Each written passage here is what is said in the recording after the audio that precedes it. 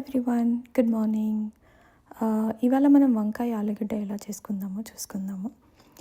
First ప్యాన్లో ఒక 3 table spoons of oil వేసిన తర్వాత అన్ని పోపు గింజలు, ఆవాలు, జీలకర్ర, మినపప్పు, శనగపప్పు ఇవన్నీ వేసుకొని కొంచెం వేగాక అందులో కొన్ని ఆనియన్స్, ఇక ఆనియన్స్ని ఈ పోపు గింజల్ని అన్నీ బాగా కలుపుకొని వన్స్ ఈ ఆనియన్స్ అన్నీ వేగాక కొంచెం సాల్ట్, కొంచెం పసుపు,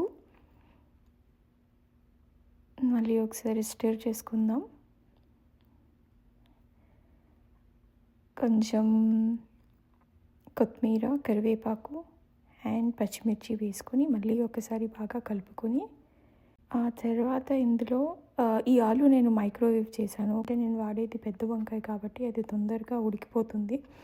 సో ఒక 1-2 మినిట్స్ మైక్రోవేవ్లో వేగాక అందులో వేసుకొని ఒకసారి కలిపేసిన తర్వాత ఆ వంకాయలు కొంచెం సేపు సాల్టెడ్ వాటర్లో వేసుకున్న తర్వాత అవి కూడా వేసేసుకొని ఇవన్నీ ఒక్కసారి ఒక స్టిర్ చేసేసుకుంటే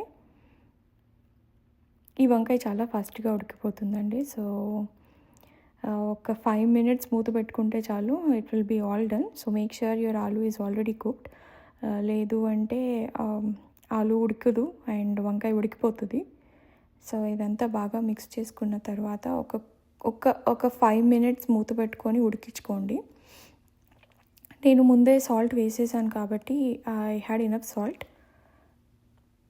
సో ఆఫ్టర్ 5 మినిట్స్ నేను just a little spoon of karam and garam masala వేసి మళ్ళీ ఒకసారి స్టిర్ చేసుకున్నాను. అంతే అండి, ఇట్స్ సో సింపుల్. ఈ కర్రీ చేసుకోవడానికి ఒక 15 మినిట్స్ కూడా పట్టదు. So thanks for watching my video.